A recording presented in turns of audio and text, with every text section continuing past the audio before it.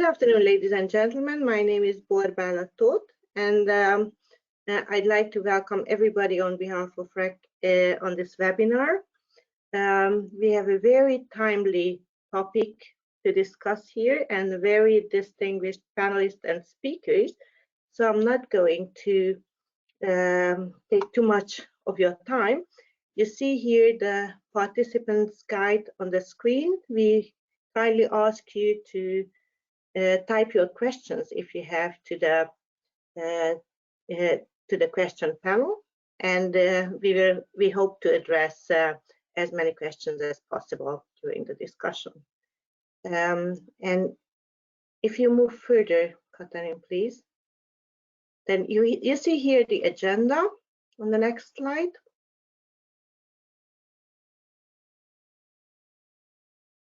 No, I don't see now the agenda. But anyway, we will have 3 keynote speeches, but before that, I would like to ask Lukas Leshinsky from DG Ener to open up the webinar.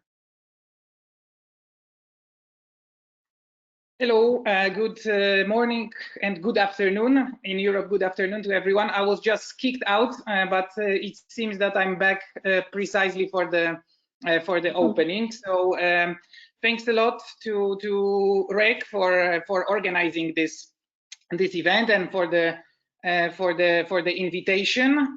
If we could share my slides, I don't know if you already see them. Not yet. Katalin, can you share, please? Perfect. I hope you all see them. So yeah, we can go to the first slide, to the next one.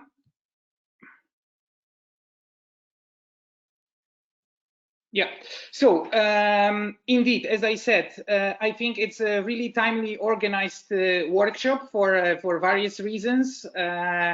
First reason is, of course, that as always in the beginning of the new mandate of the Commission, we are setting up the strategies and the plans, what to deliver, and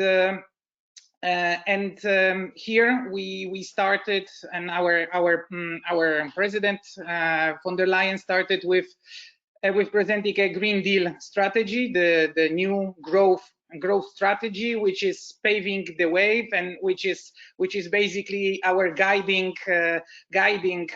strategy to all our actions. But having said that, of course, a lot in the context of energy and climate has been done, and here is the chart from our long-term strategy, which has been still published under previous Commission, where our modeling colleagues have modeled various scenarios for 2030 and 2050. I wanted just to give you a glimpse on the gas consumption. I think it's not the point to go really into the details, but I think to show you one thing. So between 2015 and 2030, there is a decline, of course, in the gas consumption. So those weird acronyms and letters, those are different names of the scenarios, because I think what is important, of course, what we all know, we cannot foresee the future, but once modeling, you have the ambition to at least try to catch it a bit. So therefore various scenarios. So there is a decline between 15 and 30, not extremely significant, I would say. The much stronger decline, drastic, we can observe in 2030. And there into the game, the various other gases are coming. So the hydrogen, e-gases, biogas, etc. So we can now move to the next slide. And having set that in mind, the next slide should show, if it is on. Yeah, it should show our strategies. So having said that, and having the the clear target to reach climate neutrality in 2050. Of course, the gas sector, and then it's including LNG, needs to decarbonize. And firstly, as I said, the Commission presented various strategies to present the vision. So the Green Deal that I have mentioned, energy system integration, and hydrogen strategy that have been published together. And last but not least, the methane strategy, just recent one from October last year. So I think those are I would say, the ones that are guiding our thinking. And now we can jump to the next slide. And where is basically LNG in all that context? So I would say we could look into that on two fronts.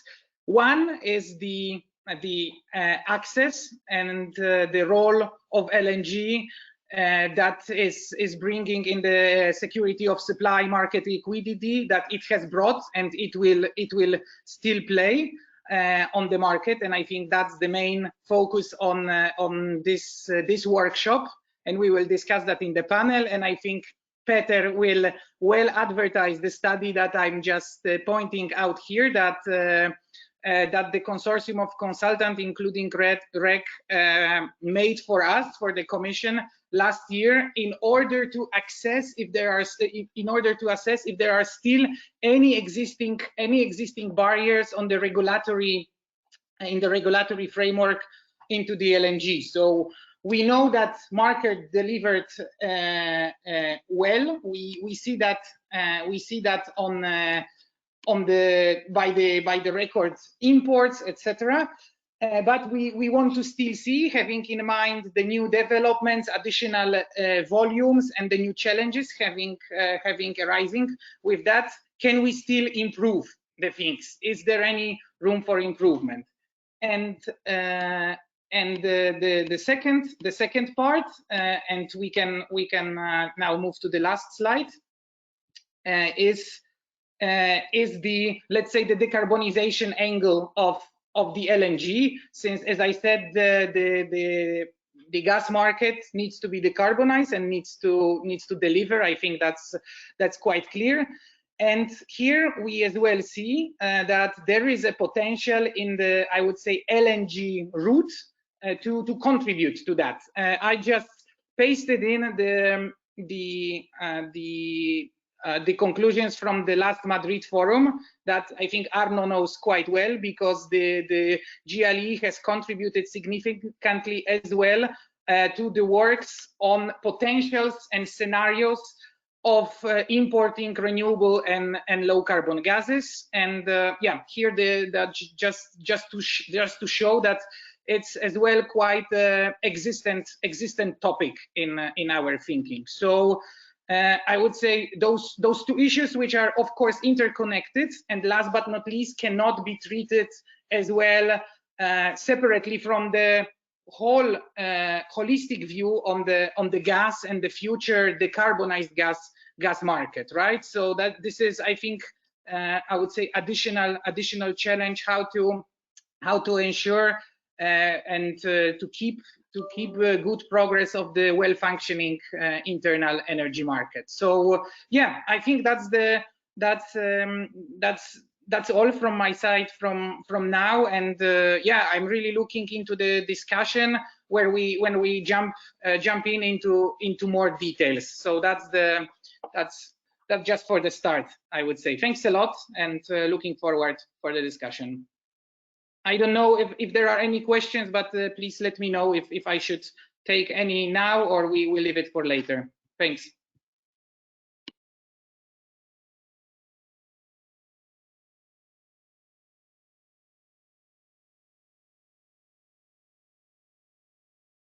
Borba, we cannot hear you, sorry.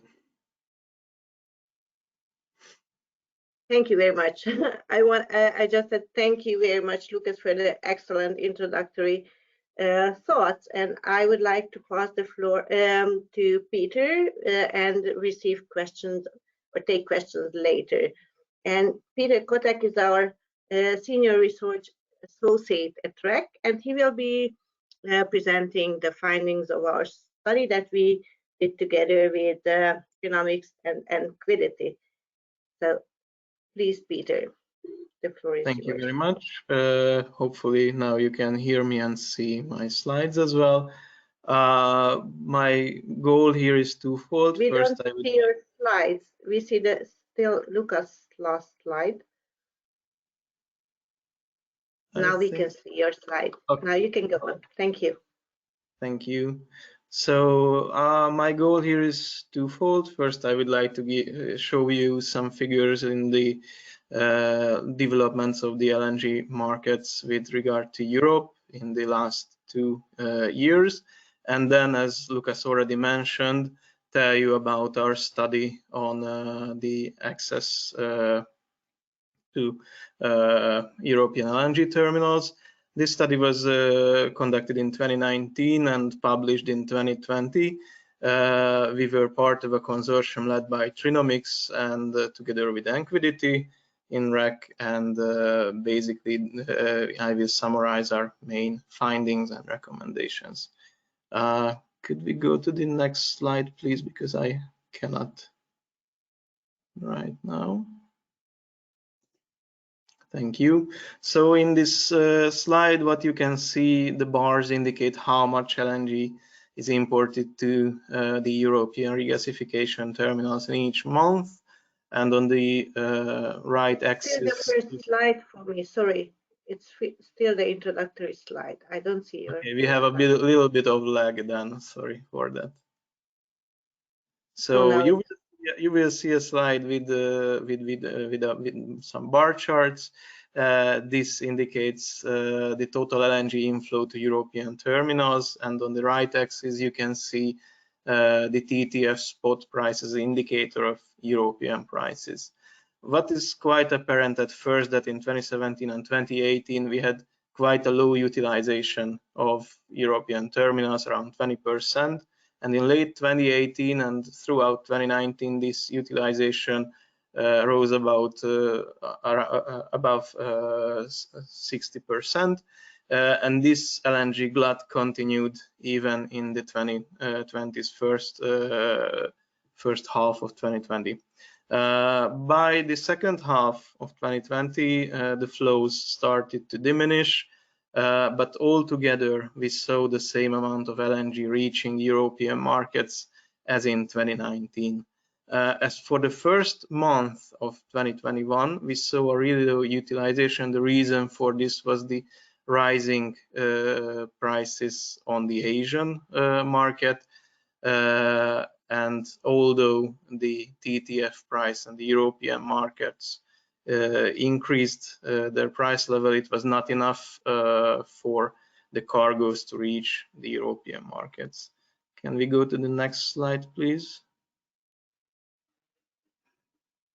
And hopefully now you see a slide on the price developments.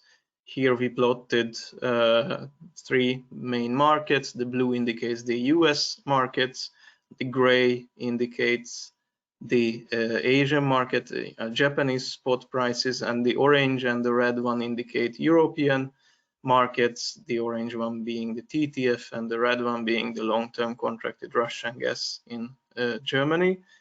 And what you can see is that there was a really strong downward trend in 2019 and even in 2020 on the TTF prices. And this was changed by the second half of 2020 when the European prices again decoupled from the US and were starting to converge towards the Asian price indicator. And if we go to the next slide, I just want to make one point. In this, I indicated with the blue line how much LNG is flowing to the European markets, and the gray one indicates the spot market TTF price for Europe. Of course, LNG is part of the European supply mix, But in this slide, you can see that when there is oversupply, when there is LNG glut, it has a really strong downward effect on the European market prices. And when this glut disappeared in the second half of 2020, the prices started to rise again on TTF. So this is one part of the puzzle. So I wanted to share these slides about the LNG prices and LNG flows in short. And going to the next slide, I want to tell you a little bit about our study, which was started in 2019. And the main goal of this study, as Lucas already mentioned, was to identify whether there are barriers to enter LNG terminals. Some music in the background. Okay. So the main question from our side was that the low utilization we saw in prior 2018, the 20% of utilization of these LNG terminals was caused by some regulatory barrier, some market failure, or something which the EU should or the regulation should solve, or was it just the workings of the market? And to answer this question, we started to ask the market participants, terminal operators, traders, regulators, how they see terminal access, what the main problems with terminal access are. And based on these questionnaires and interviews, we formulated regulatory scenarios and modeling scenarios, and using REKK's European gas market model, we try to identify how changing the regulatory framework would increase utilization in the LNG terminals. And by the time we finished with this work, we saw what you saw in the previous slides, that the flows arrived to European markets in 2019, and we saw high, around 60% utilization throughout Europe. And if we go to the next slide, please. Our recommendations and findings based on mainly the questionnaires and the modeling indicate that LNG trade is hindered in some markets by the lack of market. So whether there is an LNG terminal, there needs to be a market behind the terminal.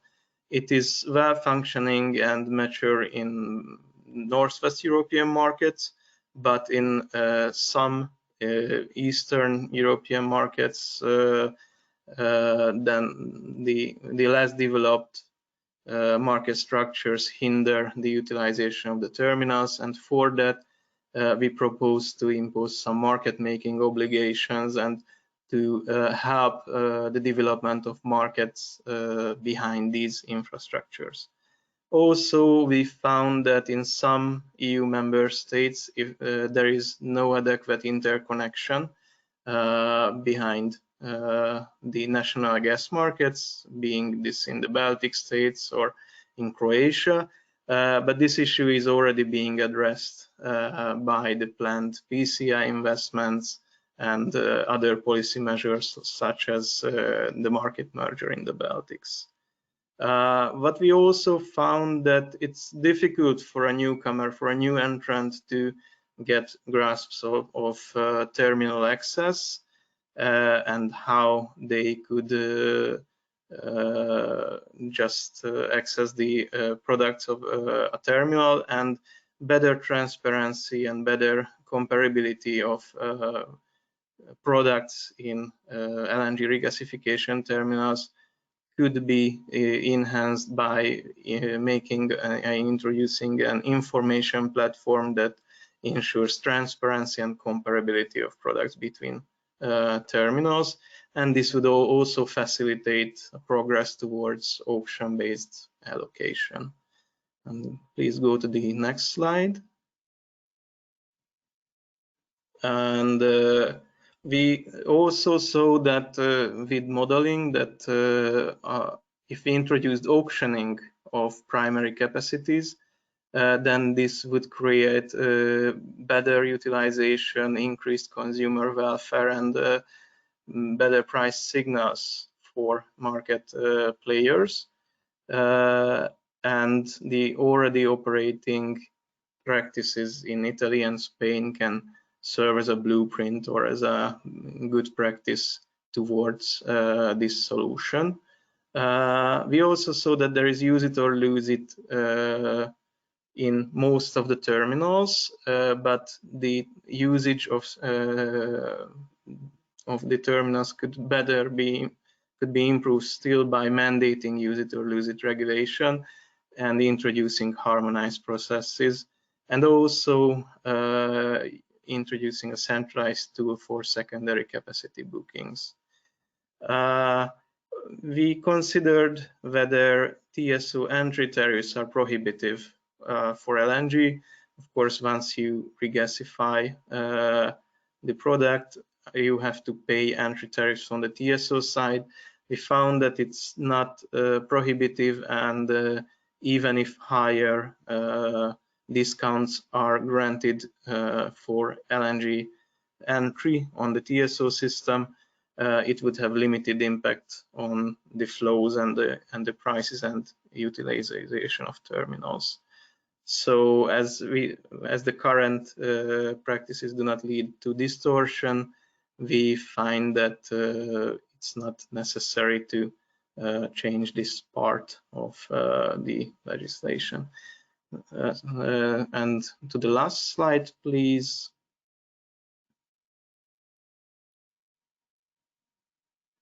When we assess the terminals, there are still a lot of exempted ones in Northwest Europe, in UK, Dunkirk, or the Gate terminal are exempted from the third-party access and regulation, and we find that being this coexistence of regulated and exempted terminals may lead to distortion in competition. And for this reason, we find it really important that whenever new terminals are commissioned in the EU, any new decision regarding the exemptions should be really properly assessed, and its effect on the competition should be considered. There is a problem when, in case of regulated terminals, cross-subsidization can exist, and this can affect the inter-terminal competition itself. And also, exempted terminals have kind of an informational advantage over regulated terminals, as they are aware of the tariffs and access rules of the regulated ones, and they can better tailor their tariffs, their products, or even their access rules to other market players. And also, we find that it's really important that terminals should evaluate and adapt their products, their service portfolios in order to make the market demand and market need of traders much better. So far what we found in this study, and what our main takeaway was, that we find the current status quo on the terminals to be a sound one, as we saw it was able to absorb the oversupply, the LNG glut in 2019, but there is still always some developments to be done. and this is mainly on transparency, comparability, and access side. So with these remarks, I conclude and thank you for your attention. And I am open to questions if you put it in the question box. Thank you very much. Thank you very much, Peter. Actually, we have only one clarification question, which I think you already organized, or you already answered while speaking. Why do you think that exemption leads to distortion of competition?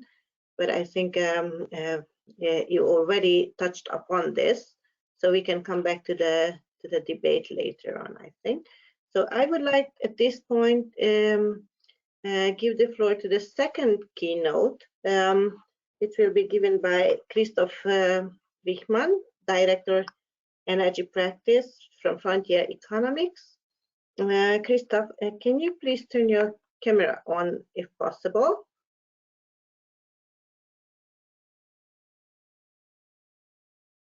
I think Christoph joined us from his phone, so I'm not sure we will see him. I think we will in a minute. Okay. But yeah. Yes. Hello. We can see you now, but we don't hear you yet. So please unmute your microphone. Message that you need to unmute me. Now it's fine. Now? We can Okay. hear you, we can see you, and we have your slides on the screen. So Christoph, thank you very much for being here with us today, and the floor is yours. Excellent. Well, welcome everyone. I'm going to talk about modernization of the regulatory framework for LNG terminals. So I'm going to take a slightly different perspective from the previous speaker. And one of the focuses that I will turn to is I will emphasize that there is scope for some regional differentiation of how we regulate LNG terminals. So if you could turn to the next slide, please. So I'll briefly talk about why in the first instance we have the regulation that we currently have. I will talk about improvements in the market situation since we first introduced the regulation of LNG terminals.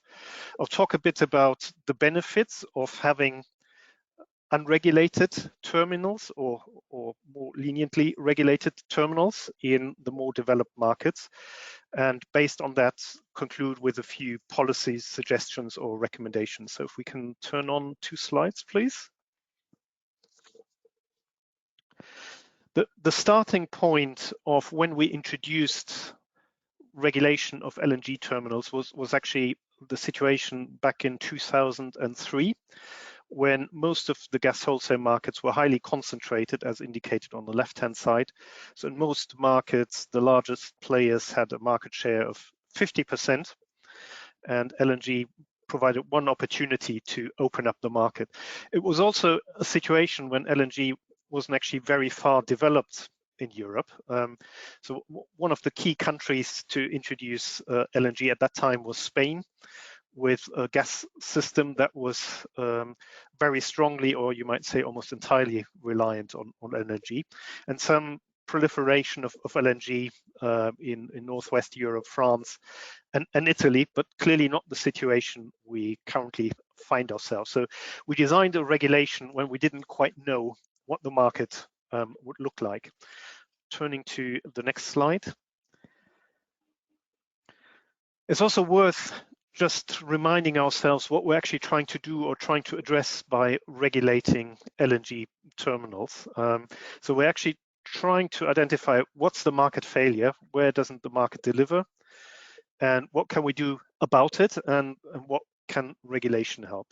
And basically in competition policy, there are 2 types of concerns. There are horizontal concerns. So concern that a certain entity like an LNG terminal has some market power which allows it to overprice its services, and for high prices effectively being borne by consumers. And separately, there are vertical concerns. So there may be concerns that the operator of an LNG terminal uses his access and his control of the terminal to block other players from entering downstream markets, for example, the retail markets, the competition. And that's really why we introduced regulation, because we had horizontal concerns, we had vertical concerns. And obviously over time, it's then worthwhile and valuable to revisit where actually we stand. So do we still have the same situation as in 2003 when we introduced the regulation, or has the world moved on, at least in some regions?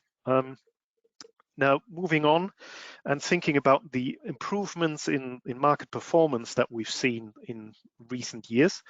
And here I'll ask you to switch to slide number 7, if that's possible.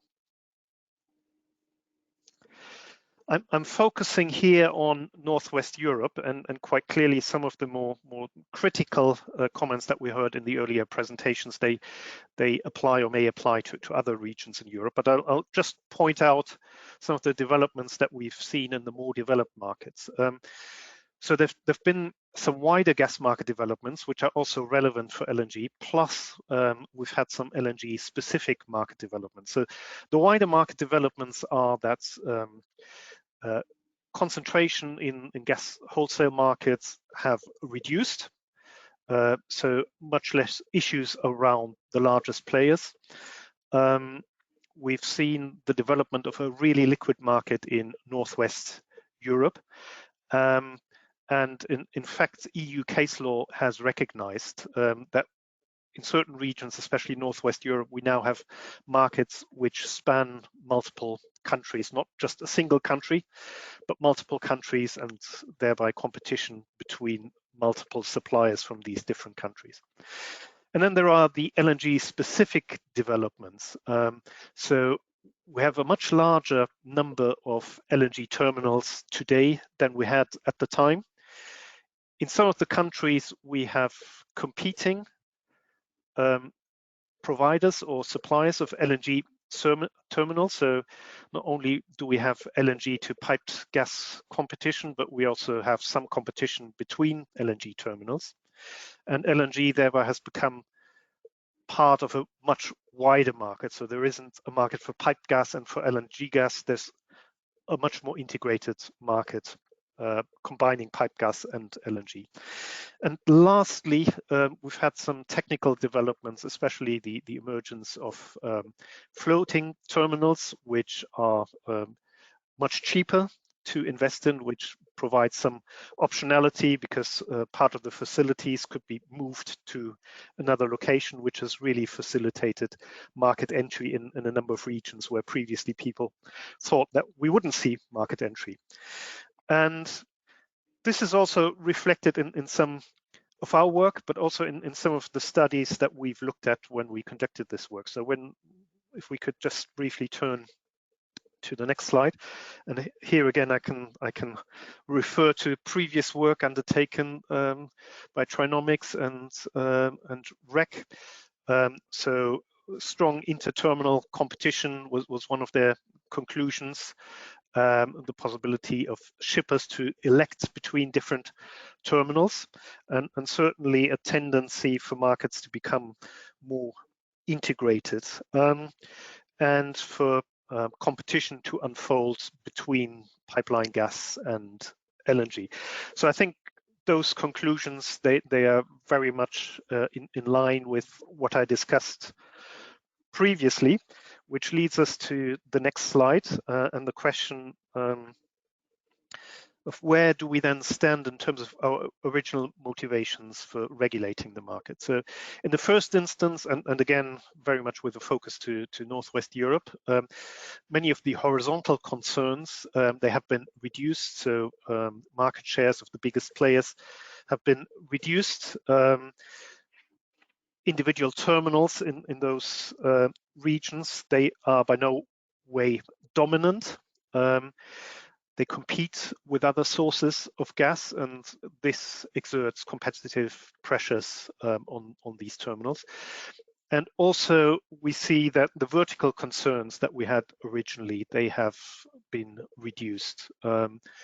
Again, to do with lower market concentration at a horizontal level, and obviously also benefiting from the fact that the terminals that we do have, they are effectively unbundled terminals, which obviously facilitates third-party access. So the question actually is whether we can strike a new balance of whether and how we regulate LNG terminals.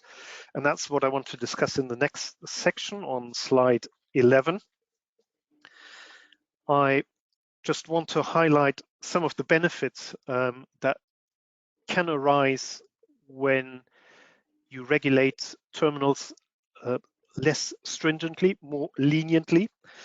The benefits are that operators have more operational freedoms to offer the type of services which are in line with current market demand. We see investment signals which are not based on regulatory incentives, but really on market-based incentives. We also see that significant uncertainties in relation to exemption procedures, which are allowed and which are possible, are being removed. And we also see that the current rule of case-by-case exemptions really places a burden and, if you like, a bit of a brake on the development of new terminals. So by regulating more leniently, not necessarily removing all regulations, we see that we can reap a number of benefits, and we see that the development of LNG terminals could be more dynamic than it is today. So moving on to the final step, what to make of this and what our recommendations are, and there I'd like you to turn to slide 13 in the first instance. If we look at the situation around Europe, we see it's quite diverse. I think that's consistent with what we heard from the previous speaker. And we see some regions with very high maturity, so especially high maturity of the gas market in the UK and in Northwest Europe, especially the Netherlands and Germany. We see diversity in the transportation infrastructure as well. So we see that transportation infrastructure in the southwest of Europe, for example, is much less developed than it is in Northwest Europe. So clearly in Northwest Europe, much more potential for competition between LNG and piped gas. And lastly, we also see this reflected in the way different terminals are regulated. So overall, 38% of terminals or terminal capacity has been exempted. But if we look at Northwest Europe, it's actually the exemption from regulation is actually the predominant model, and it's mainly the earlier terminals which fall under regulation, and the more recent projects, they've to a significant extent been developed. So in that sense, exemptions in the more developed markets in a way is the new norm, and the question is, shouldn't that be reflected in the modernization of regulation? Now, modernization of regulation and more lenience in regulation does not mean abolishing regulation altogether. So it's more about creating the possibility for member states for themselves to decide on the intensity of regulation. And one lesson we can learn, for example, here is from the regulation of gas storages, where there is much more discretion at a national level of whether and how these are regulated. So if I could ask you to turn to slide 15, which is just trying to draw some lessons from how we regulate gas terminals. So key obviously is to check in the first instance whether we do have effective competition and whether effective competition can work. So we don't want to abolish regulation when we don't have effective competition. We want to make sure that access to terminals is effective, whether regulated or not. And we want to make sure that there isn't a concentration in the market. And where possible, we want to avoid barriers to entry. Now, as I pointed out earlier, the emergence of the technology of floating gas terminals certainly is a contribution to market entry and making market entry easier. So turning to my last two slides, just to summarize what we recommend then in this situation, we suggest that regulation becomes more lenient in those areas where the gas market is more developed, which does not mean the absence of regulation. It just means that regulation should be lighter and should be more lenient. So it should still be the case that there are clear allocation mechanisms for capacity, possible limitations on contract lead times, possible limitation of the maximum capacity share that a dominant player in the markets may be able to book in any terminal. And we still recommend secondary allocations and use it or lose it mechanism. Turning to the final slide then, in terms of tariffs, obviously one of the areas where we think we can be a lot more lenient is on the regulation of tariffs. And here we think that tariffs can be established in competition to pipe gas and to other terminals. But we still see transparency in relation to tariffs as an important element. So tariffs should be published, and also the terms and conditions should be published. And we also see a continued role of unbundling. So we still see a role for the separation, the legal separation of LNG terminals, so that capacity in these terminals can be allocated on a non-discriminatory basis. So hopefully this provides a slight contrapoint to the previous presentation, and hopefully a lot of food for thought and points for discussion. Thank you very much. Indeed, Christoph, thank you. I think we all can sense that there are quite two different ways to look at these questions, and there are many solutions to the same problem that we all aim for, to have a fantastic liquid European market with a lot of competition for the benefit of consumers. And I think we can come to the discussion in a minute, but before that, I'd like to give the floor now to Katja Yafimova, who is Senior Research Fellow by the Oxford Institute for Energy Studies. And she authored some fantastic papers on regulation, starting with regulation on gas transportation infrastructure, and later she also wrote on LNG. And this is the topic where we asked her to present her findings and to shed a bit more light on how she sees the LNG terminals, how they do work in the European regulatory framework. So Katja Yafimova, thank you for accepting the invitation, and the floor is yours. Thank you very much, and hello everyone. I appreciate the opportunity to provide an overview of my research paper for the OIS I've done last year on access rules for EU LNG import terminals. So it's about exactly a year ago. Some things have changed, some things have remained the same. So and the rationale for this paper was essentially to conclude whether the existing regulatory framework as it is, which is applicable to import terminals, is adequate to the market conditions, and how it might be adapted in the future. And of course, this last year has provided more food for thought and some updates to the study. Next slide, please. So the first slide I want to show you is effectively to give a message that if LNG supplier to Europe wants to understand the regulatory framework, is actually not a trivial task, because at present there is no single standalone dedicated LNG specific legal regulatory framework at the EU level at present. So actually for LNG supplier to Europe, it's actually quite difficult to understand the rules because they are all over the place. They differ between the terminals, and the paper essentially aimed to provide an overview and simplify that task. Effectively, the provisions governing access to EU LNG import terminals are provided in two key pieces of legislation, which is Third Gas Directive and Gas Regulation 715.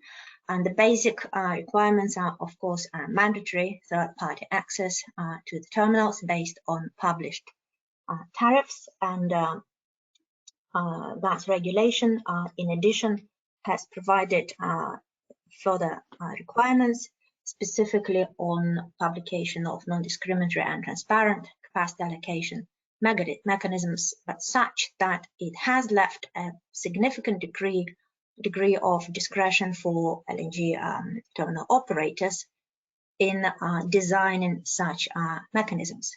It's worth stressing that no specific LNG network code exists at present. Might never exist, might appear, and of course different terminal operators have developed their own terminal codes throughout the EU regulatory landscape. A note on CAM and tariffs network codes.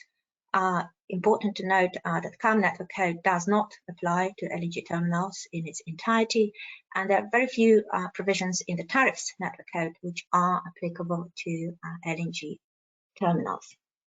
Next slide, please. There are two types of terminals in the EU, regulated terminals and exempt terminals. The majority of LNG import terminals, and I talk about large-scale LNG terminals here, they are absolute majority, 19 out of 25. But although by number they are clearly a majority, actually the terminals which are exempted, 6 terminals, they represent 37% of capacity of import capacity. So it's about 2/3 import capacity is located at regulated terminals, and about 1/3, slightly more, of capacity is located at exempted terminals. And obviously, it's important to understand not just the regulatory framework, not just the regulation which governs regulated terminals, but also exemptions which are different for different terminals. And the result of this setup is that LNG terminals in the EU are governed effectively by a patchwork which consists of individual terminal codes, which terminal operators develop, the national regulatory authorities' guidance on these codes, and also on the interpretation of regulation, Third Gas Directive and Gas Regulation 715, and of course exemptions. This leads one to question the existence of a level playing field between these two types of terminals, but in my paper I effectively pose that question. I don't necessarily definitively answer it, but there are reasons at least to question whether indeed there is a level playing field between exempted and regulated terminals, as well as within the regulated terminals themselves in their own group. Also, what's important to note that regulated terminals must comply with the gas regulation, of course, whereas exempted terminals are, but only to a degree, shielded from this regulation, only insofar, of course, as such compliance is in conflict with their exemptions or with capacity contracts signed prior to the regulation becoming applicable. What's important to note here is that all the exemptions granted to exempted terminals were granted under the second gas directive, and only one exemption was granted but has been since revoked on the third gas directive to Grain 4. And very recently, in fact, in December 2020, 2 exemptions on the third gas directive were granted to South Hook UK terminal expansion capacity and to Alexandroupolis LNG terminal in Greece, which is not yet in existence. So that's an update for this year. And What's also important to note in this respect, if you could please go to the next slide. Thank you, is that for under the exemption regime under the second gas directive, it actually was not obligatory for the national regulators to decide on capacity allocation rules for the terminals, and the second gas directive left it at the regulators' discretion whether or not stipulate such rules. And in practice, what happened is that at the exempted terminals, it is the terminal operators designed the rules, capacity allocation rules, and use-it-or-lose-it procedures. And the important question note to make here is, of course, that more recent exemptions require ex-ante approval of regulators, whereas older exemptions, particularly for UK terminals, they were granted. This was done on ex-post basis. Of course, that meant that there are significant differences between the terminals, as it has been left to terminal operators to develop. And another note is that exempted capacity at all 6 exempted terminals has been allocated by means of an open season and match pretty much exactly the capacity booked under long-term contracts, both by volume and duration. And notably, all long-term capacity, exempted primary capacity in UK's Grain, South Hook, Dragon, and Italian Adriatic LNG has been booked fully. Next slide, please. As for regulated terminals, they, of course, exercised a significant degree of discretion in designing the capacity allocation mechanisms, use-it-or-lose-it procedures, and tariffs, as is indeed allowed under third gas directive and regulation. And just a couple of examples on these slides is that there have been differences, but there also have been evolutionary changes in how these conditions evolved. For example, while primary capacity was historically a first came, first served basis, many terminals started to use open seasons and increasingly auctions. For example, open seasons more at Belgian terminal, for example, where and French first came, first served at French terminals, and auctions more recently at the Italian as well as Spanish terminals. There are also various subscription procedures on an ad hoc or continuous basis that varies between terminals. There also are differences between whether or not there is an upper limit on bookings durations. Some terminals limit it by, say, 15 years. Some terminals have no upper limit at all. As far as tariffs are concerned, tariffs also differ significantly in structure, in value, but as also was acknowledged by the CR study earlier, it's extremely difficult to really make meaningful comparison between them, because the structures, the way they're devised, are quite different. And the same conclusion was also reached, I believe, by big UNSC study also a few years earlier. Next slide, please.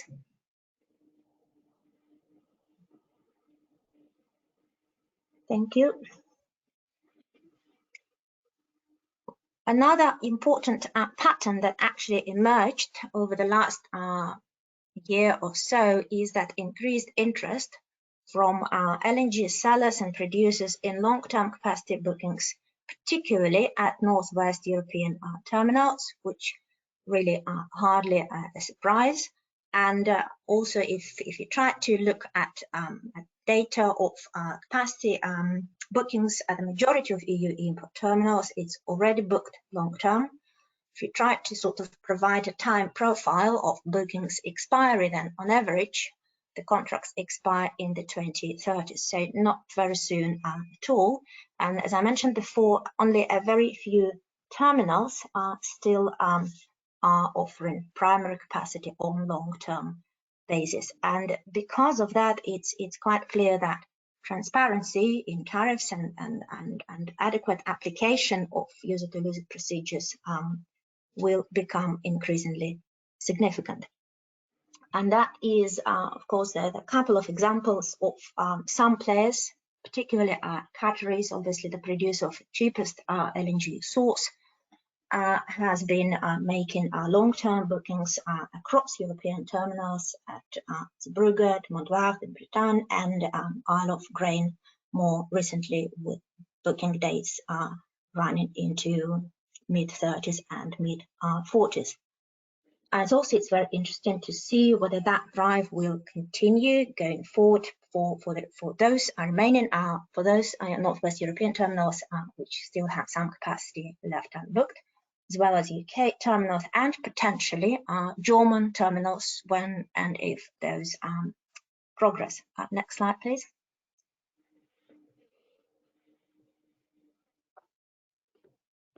And this slide is to conclude.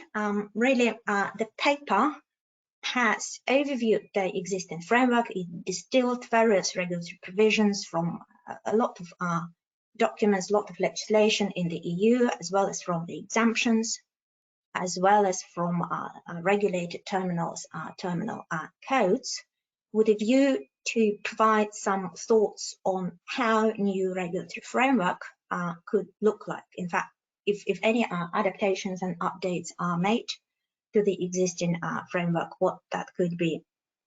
In my view, and I believed this last year, and I think that's still a possibility, there could be possible legislative initiatives on part of the Commission.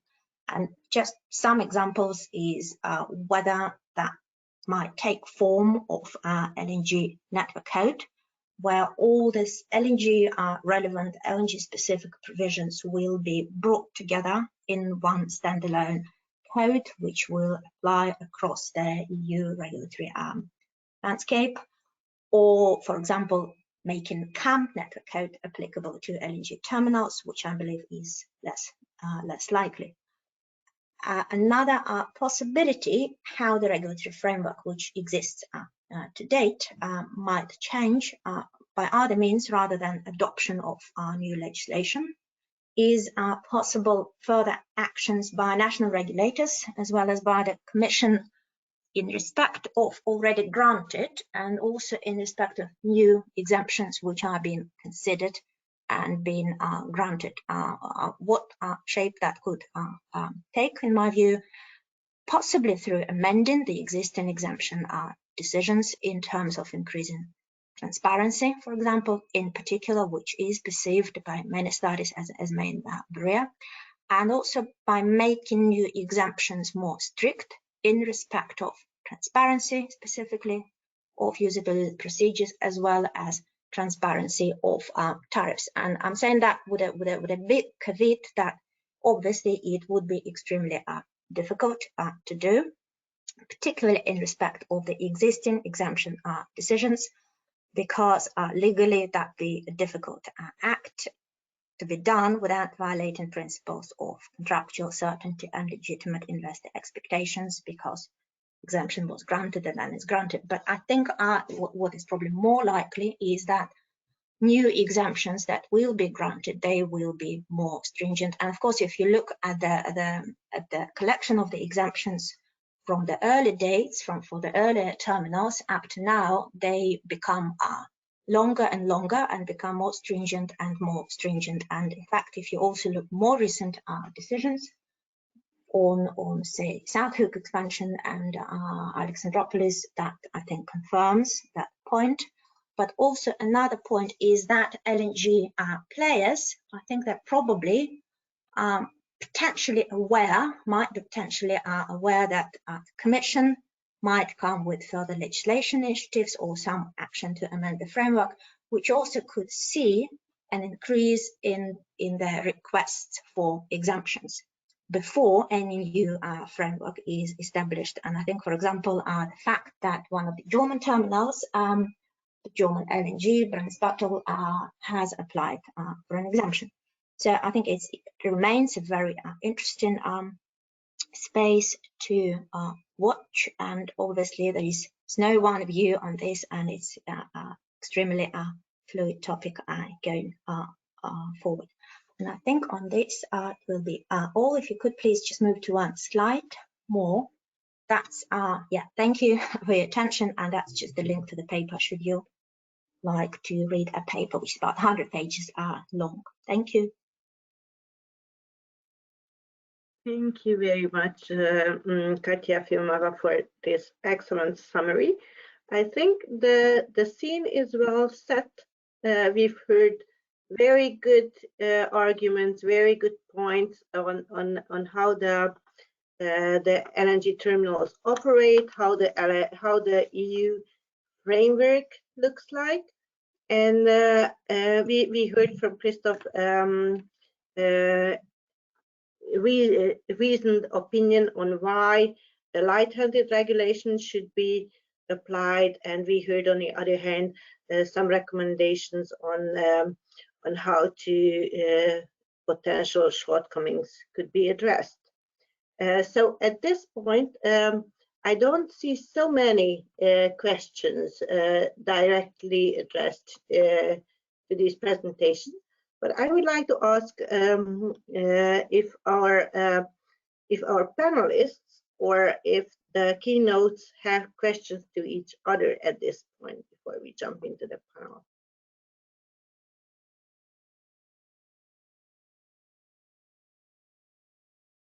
If not, but please, please come put your cameras on if possible, so I can better see that you would like to react to each other. I wonder if I may put a question to Christoph Riechmann, please. Yes, please. Because I was interested that he made a comparison with storage and storage regulation. And I think there are important similarities in certain aspects between what LNG delivers, LNG terminals deliver, and what storage infrastructure delivers. But there was one condition on storage access that he did not refer to. That access to storage is only obliged where it is technically and economically necessary for efficient supply of gas to consumers. And I just wondered if he thought that was a suitable test to apply to LNG terminals, to lift from storage and apply to LNG, that where it was not necessary for the supply of gas to consumers. So if LNG was a relatively small part of production and import capacity, then it could perhaps pass a de minimis test. Whereas if it was a very important part of a member state's supply base, then it would be more important to have mandatory access. Is Christoph still with us? Is he? Yep. Did you consider the technically and economically necessary criteria? Yes, very good question, Doug. Unfortunately, my camera is no longer working, but I'll try and answer your question anyway. Very good question. The test you describe, I think, is implicit in some of the other tests that we've developed, and it's largely about an analysis of whether LNG terminals per se in the market or specific LNG terminals in the market have market power, and in that sense are essential for the supply, and that really is the test. And if you apply that test to different relevant regional markets in Europe, then quite likely you would get different answers. So I mentioned Northwest Europe, where we think the conditions are very favorable. But by contrast, in the Iberian Peninsula, for example, the conditions are very different, where we have much more reliance on LNG as a primary source of capacity and of gas. And then the question becomes how those terminals are allocated between different players and whether this could create a situation of dominance. So therefore, we think that this test has to be applied in the local or regional conditions and circumstances. Observing that conditions are good in one part of Europe doesn't mean that we should abolish regulation altogether. We should tune and should be able to tune the regulation to the circumstances that we find in the different market. Thank you. May I also ask a question to Christoph, because under his conditions, it was listed that access to the capacities should be efficient. And we've heard from Katja that actually the capacities of these terminals are long-term booked for 30 years. And we heard from Lucas in his introduction that the Commission does not foresee a very long future for gas in all his scenarios. So we cannot expect that too many investment decisions could be based on those gas demand forecasts. So how do you see, how does this impact your evaluation of the LNG terminals as such? Well, I think that logic would actually be an even stronger argument to have less regulation, because the risk is that once a terminal is regulated, revenue might to some extent, not completely, but to some extent be guaranteed, and there may be a risk that certain investments are undertaken in expectation that the cost of the terminal can be rolled on to network users or end users who are unable to switch. So it might actually lead to investments which, from a pure commercial perspective, should not be undertaken if the world was indeed one where we only need gas for, let's say, the next 15 years, but the investment horizon of a project is for example 25 years. By removing regulation, we effectively leave it to the commercial decisions of players to take their view on the market and to take their view on the period for which LNG terminals are required and whether additional capacity is required or not. Oh, so your question relates to the new capacities and not to the existing ones, I understand. So the point relates mainly to new terminals, but there may be questions around the treatment of existing terminals as well. In situations where, for example, the regulation of existing terminals and the way they are regulated might lead to them actually being closed earlier than they might do otherwise. So there are separately questions around the treatment of existing terminals, which may be slightly more complex. And indeed, the discussion that I presented mainly relates to new terminals, but it might be extended to existing but regulated terminals. Yeah, and I see now a question from the audience. So can I please ask Katalin to unmute Jourent Hamu, so he could ask his question openly to everybody. Yes, a second. Could you please? Jourent Hamu. This is how you spell in Hungarian.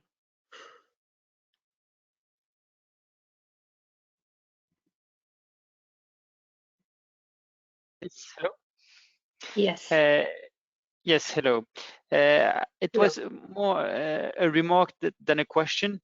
Indeed, when Borbala, you indeed say that the perspective for importing natural gas by 2050 is clearly in question. It does not mean that for external actors there is no perspective of importing low carbon or decarbonized gases in Europe. And that could be, of course, done immediately with the current terminals, if it's bio LNG or if it's methane. And that's that also should be taken into account, as it's a wider question about how does Europe make its market attractive to import low carbon and decarbonized gases? How do you make the price signal for that to appear? But I would say it would be a fair expectation from external parties that there will be a price signal, a CO2 price, for instance, in Europe, sufficient to make these imports a valid business case. Thank you. Anybody would like to reflect on that? the panel? From the speakers, maybe? Maybe I can just come in, having had a lot of airtime already, but I absolutely agree with the previous statement, and I think again, for me, it's actually an argument in favor of having less stringent, more lenient regulation where we can afford it, because moving to different types of gas, including low carbon gas, again is a flexibility which, from a policy perspective, we really like and we should support. And again, the risk is that regulation comes in the way of terminal operators being able to flexibly respond to new requirements, including increasing interest, for example, in small scale LNG, and so on and so forth. Thank you. Doug? Thanks. Just now that I have had a chance to reflect on Laurent's question, to me there's two outstanding questions as part of that. One is how to develop an internationally recognizable certificate or GO system, so that when your ship turns up with a cargo of hydrogen, do you know it's renewable, it's green, it's blue, it's turquoise, or where it came from, it was sustainably produced, and so on. I think that's almost the bigger challenge that we have at the moment. But he's right. There's a certain challenge of that regulation must consider about how we incentivize the construction or repurposing of terminals. It's not only about optimizing the use of existing terminals, but what are we having the necessary levels of investment? And I would say, well, at the moment we have got surplus capacity. I don't think there's a problem in this area where we need to incentivize a whole load of new build terminals. But as we decarbonize, and if we want importation terminals to be a part of the solution, because let's remember what a high proportion of Europe's energy needs are imported and will continue to be imported. So the LNG terminals may well be part of that. And there's an open question about whether the incentives are necessarily in place to ensure that happens. And I think that's I don't have any answers, but I agree with Laurent. There is a question around that. Yeah, thank you, Doug. And if you don't mind, then I would now start the 5-minute speeches of our panelists, and I would like to first ask Rocio Prieto from on behalf of CER and also on behalf of the Spanish regulator to give her first introductory thoughts. And we are very, very much interested in recent developments in Spain, and your views. Why and how did you change the regulatory setting for the LNG terminals, and what are your first experiences with the new allocation regime? So, Rocio, the floor is yours, and I would like to ask Katalin to share Rocio's slides. Thank you very much, Barbara. I'm going to present a few slides about the recent developments on the Spanish LNG system. I don't know if you are able to share the slides. I cannot see it yet. Katalin? Okay, so no. Well, yeah, coming, sure. Next slide, please. Yeah, so next, yeah. Can I manage it myself, or are you going to manage it yourself? I can manage it for you. Yeah, next, please. So what we have been doing in the last 2 years in Spain is changing fully, next slide, please, the regulation. So we have changed the access regime, the balancing regime, the remuneration scheme, and the tariff. I don't think people is able to see it. Yeah, it's a little bit lagging, but okay. So it will help to see it. So we have changed everything basically for the whole system. So for the transmission, distribution, underground storage, and LNG. But I'm going to be focusing on LNG. So on LNG, we have go to what we call a virtual LNG terminal. So physically, we have 6 terminals operating, and we have created a virtual terminal, meaning that the shippers are able to choose which terminal they will like to unload. But once the gas is into the system, the LNG is in a single virtual terminal, and they need to nominate a single regasification nomination.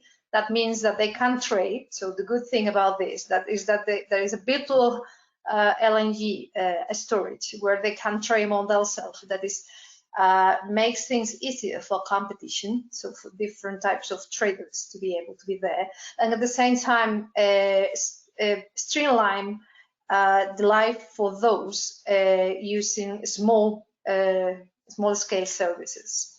On the other hand, we have introduced new services like liquefaction, virtual liquefaction from the transmission.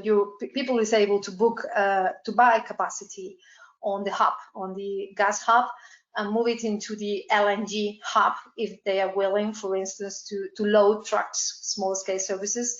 We are selling both bundle and unbundled services in the terminal, so people can buy the normal bundle service, unloading, storage, and regasification, or they can buy only unloading, or only regasification, or only storage.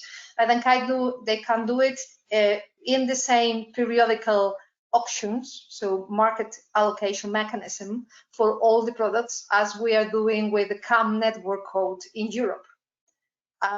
So this is quite an opportunity for all types of services to develop along the chain.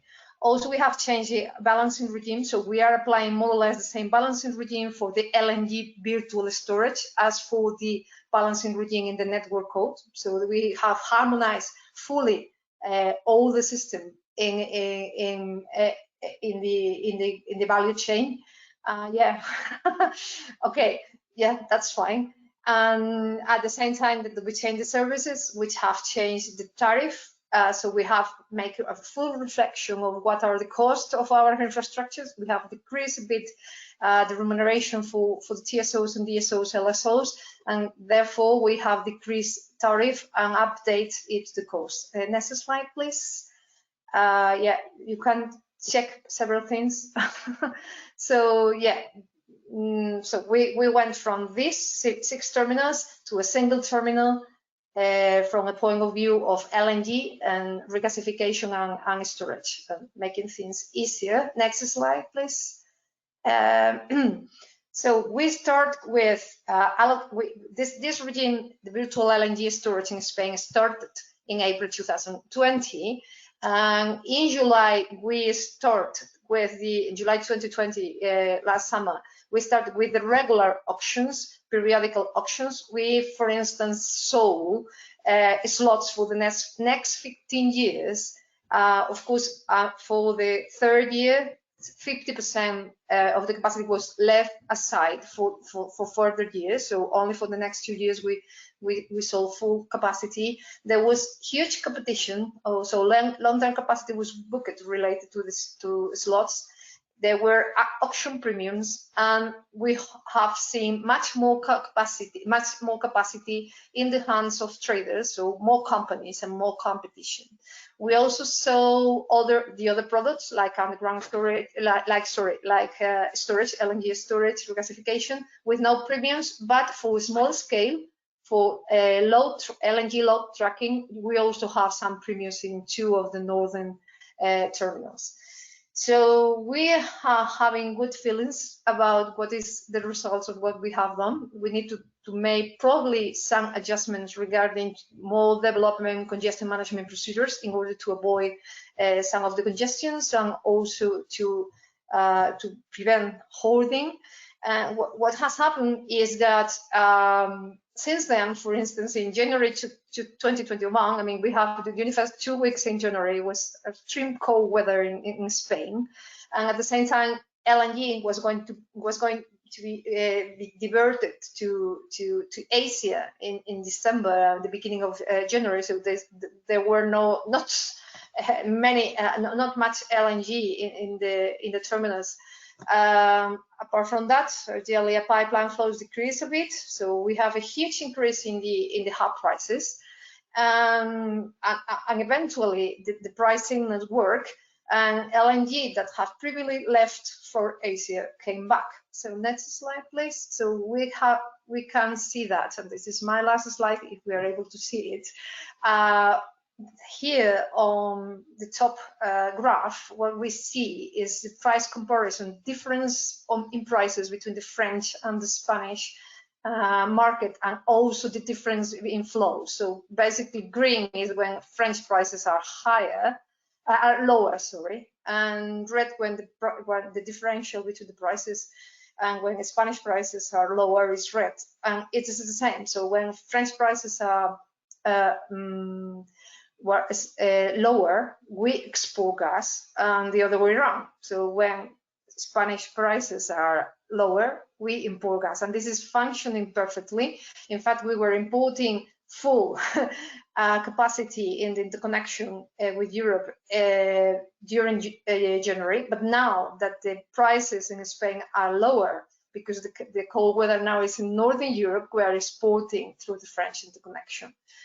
So this is meaning that the LNG is balancing our system, and we have much more traders operating import thanks to the increased flexibility and adaptability of the access regime we have implemented.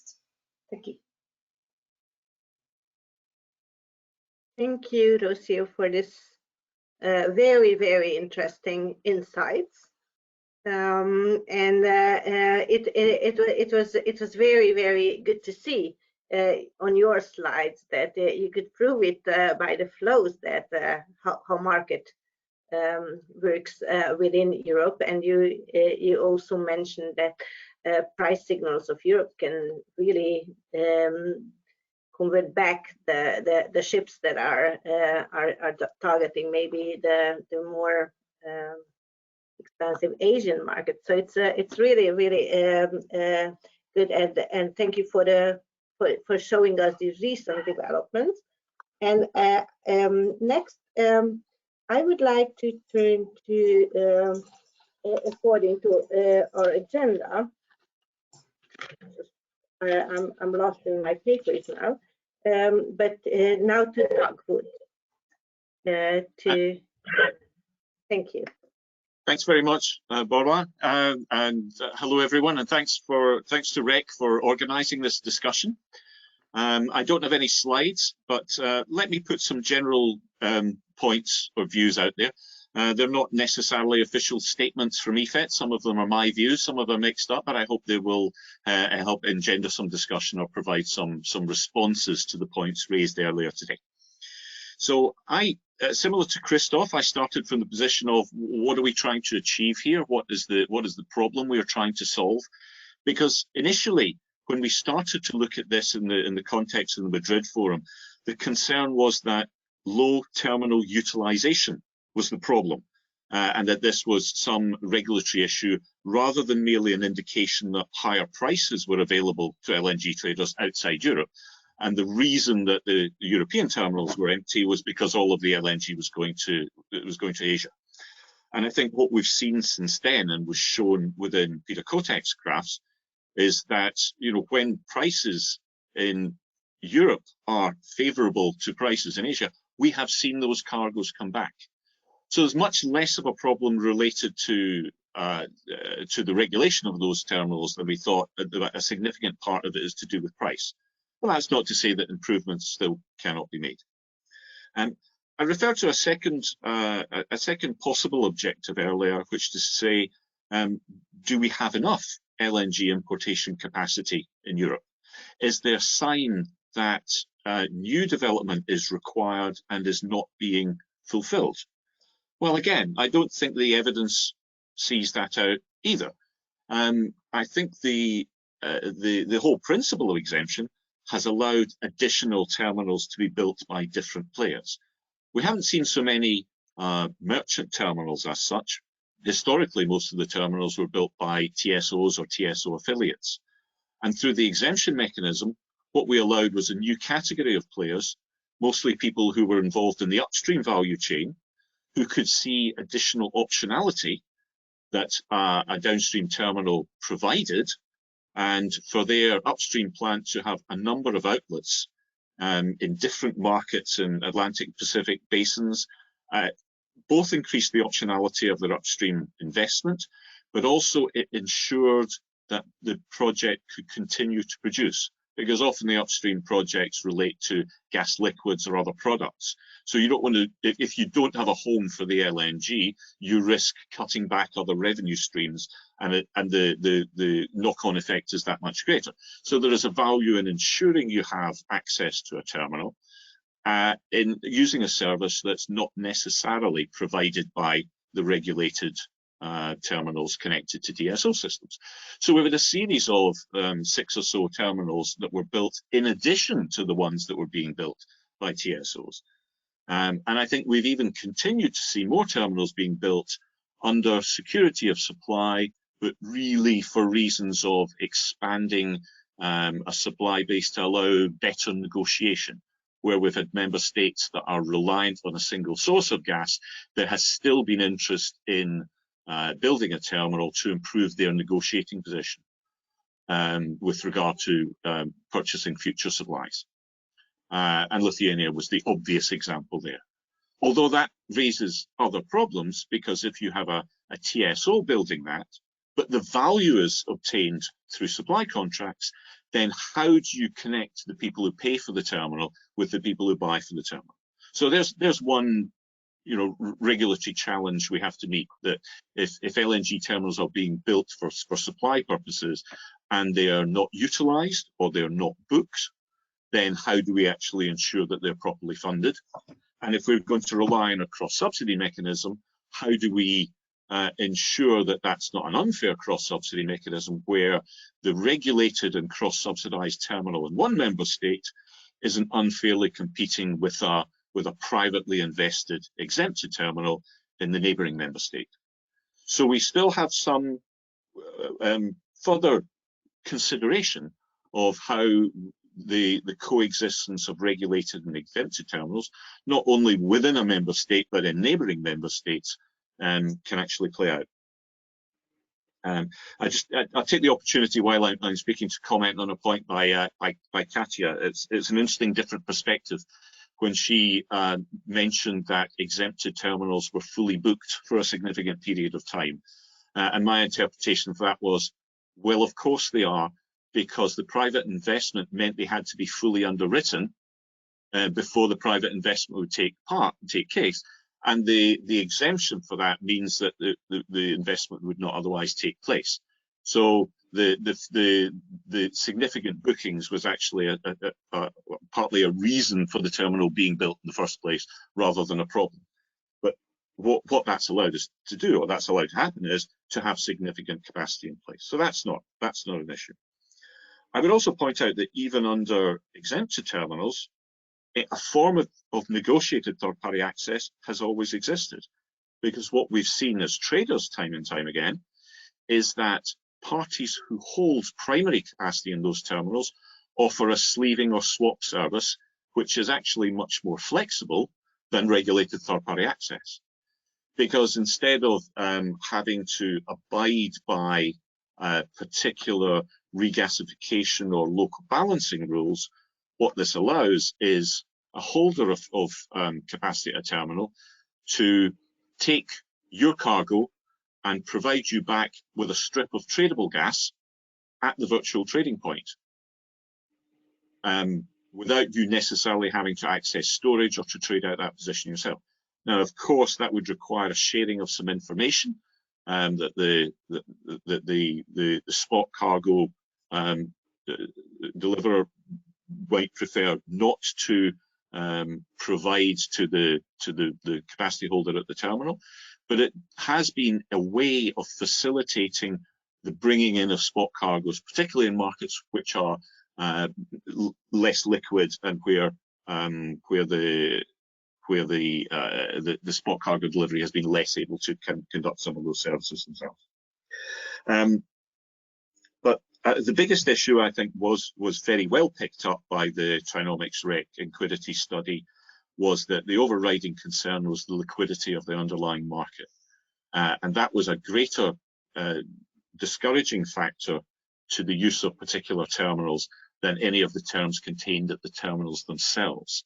That if you were able to bring in a spot cargo, turn it into a tradable strip and hedge that at a virtual trading point, that made that terminal much more attractive. And the focus should be much more in ensuring that the markets behind were functioning properly. So I'd agree with that. Just a quick mention of one or two other issues that we think would need to be resolved within a regulatory framework. I've talked about avoidance of cross-subsidy. Christoph mentioned storage earlier. There's an interesting way that what LNG has done recently is to bring substantial improvements in security of supply by supply diversity. But of course, at the same time, that has made storage owners and operators squeal and say, wait a minute, our security and supply contribution is not being valued. Well, no, it's being provided more effectively by LNG players. So if we are subsidizing storage because of a service that has been provided by LNG, there is a regulatory issue of where do we recognize and how do we recognize on a non-discriminatory basis the value of security of supply that's being brought by one or the other. So that's perhaps a regulatory challenge. And the other one, I think that Laurent brought up in his question around incentives to decarbonize and how do we incorporate that? And that's something we should really be looking at as a forward basis. So there are challenges in the regulatory structure going forward. I'm not sure they relate specifically to issues around specific terminal access terms, or that could be remarkably improved by an overarching EU edict that specified exactly how terminal access terms should be organised. There are many reasons why they would need to be different. So we still have some regulatory challenges in place, but perhaps not necessarily where we're looking. Thanks. Thank you. I think you really challenged some of our other panelists, so I hope they will react to your points when their turn will be. But now I will give the floor to Arno Bux, who is representative of GLE here and who is himself CEO of a terminal, Fluxus terminal. So actually, and we know that GLE is representing 90% of the capacities of the terminals. So I think you have a very good position to confirm if you how you see if the things that were mentioned so far were relevant. If you also see this very good demand for your capacities for the next 10 years, if you can confirm that everything is fully booked, and if you could tell us what is on the to-do list of the LNG terminal operators for the next coming years now that what do you see as challenge? So the floor is yours. Yes, thank you very much, Barbara. Thank you very much for the opportunity also for the LNG terminal operators to be present in this debate, which is about our business. So we feel always very engaged in such circumstances. I will actually end by answering the last questions that you raised, which is what is on our agenda, where do we see our priority of to-dos for the next year's forwards. But before that, obviously I'd like to comment on some of the statements that were made. If Doug's statement was challenging to the rest of the panelists, I can state that he will not be standing alone when the debate opens, because a lot of what I'm going to say is along the lines of what he said, and which is a good sign, because Doug represents what is to a very large extent our customer base. So we see that we here have a good alignment between the customers and the operators of the infrastructure. So before proposing solutions, it's always good to ask ourselves what is the problem. actually. I'm not sure that in all debates this has been properly addressed, because do we want to address an issue of low utilization, which would translate into ensuring high inflows, high steady inflows of LNG, which is a target that you might or might not have. Another target would be that you want to have a regulatory scheme in place that gives perfect response to market signals. So where it's easy in, easy out, and that LNG flows follow directly and quickly market signals that are given. A third one might be that you want to see LNG terminals open new entry gates to markets that have either a single sourcing situation or at least a sourcing situation for the commodity markets that is not sufficient. Now, those are very different objectives, and not only are they different, they are, and that's why it's important to really be sure what we speak about, they are to a certain extent contradictory. So you have to make choices. Let me give you some examples to show what I mean. If you want to have high utilization, so a cost barrier of LNG to enter into Europe as low as possible, you would advocate long-term contracts, because then the cost of using that entry is basically a sunk cost to the shipper, and he has no additional cost when he wants to respond to a price signal, right? So the ideal situation in that case would be fully booked, long-term, sold-out terminals that have zero additional costs for utilization, if it's not for the variable costs of actually heating the gas. If you want to have, on the other side, lots of new entrants, if you want to have, as I said, low hurdles, easy in, easy out, then you would favor a situation with ideally no long-term contracts, where all capacity is shortly booked, is offered on a very short-term basis, is highly standardized, highly commoditized, etc. But then every booking of that capacity would have to meet a higher price hurdle, because you would to justify the underwriting of that terminal, as opposed to a certain price signal. And when we speak about the third objective, which is actually to realize terminals at a certain point, because of a typically geopolitical situation you want to address, when then you need to be ready to subsidize, cross-subsidize, state aid or whatever this investment, which then again challenges a situation of perfect level playing field, which Doug has already hinted towards. So we see that depending on where you put your priority and what actually is your target, you need to make choices. And low utilization per se is not a problem, as long as enough shippers have access to the market in order to create competition and sufficient revenues are generated for operators on a long-term basis, etc. So depending on what you look at, a certain indicator might or might not be a problem from the perspective that you take. That was the first remark. So what is a problem? From our perspective, and here building on the conclusion that Doug made, there's always room for improvement, and we will make and have made proposals where the industry can improve access to terminals or facilitate access to terminal capacity, but we don't see a real issue. We do not see the fact that there is no European-wide LNG network, for instance, as a problem. What would be the indicator for that problems? We have seen massive amounts of LNG coming to Europe when price signals were there. We also have seen, and you cannot have one without the other, LNG being absent. No LNG coming to Europe in January of 2021, for instance, when the price signals showed into another direction.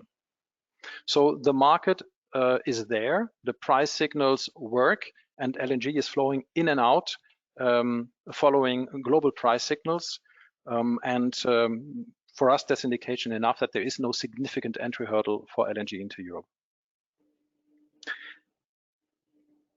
Speaking of global flows, another precautionary remark I would like to make is that when we look for solutions in the arsenal, the regulatory arsenal that we have already standing on our bookshelves, like CAM, like network codes, stuff like that, please let us be aware of the fact that those tools were shaped in order to create an internal market. The ambition of those tools is to create a European-wide, well-functioning internal market. LNG terminals are the gate to a global market. So let's just be aware of the fact that whatever we want, whatever we use, whatever we do here can only be a part of a solution if there is a problem, right? As opposed to other factors that shape the flows of LNG in that global market, be it pricing, be it use it or lose it, be it comparability of tariffs, of structure, of you name it, all of that, yes, is part of the picture, but is not decisive to whether we will see massive inflows, yes or no, into Europe. Okay, so the underlying question, the basic question is, how attractive is a destination market to a portfolio manager of an LNG vessel? That is the underlying most important question.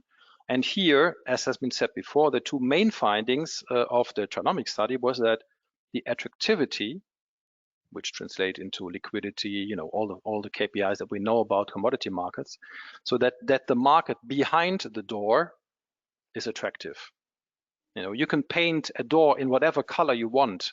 If the club behind the door is not an attractive place, no one will go there. So the actual question is, what is behind the door? That is the thing that we need to address. And we have made, I think, across Europe, significant progress into that over the last years. And then, of course, to the extent a market is more or less depending on those LNG inflows actually happening, the more it is important to create a, let's say, super well-functioning regulatory framework.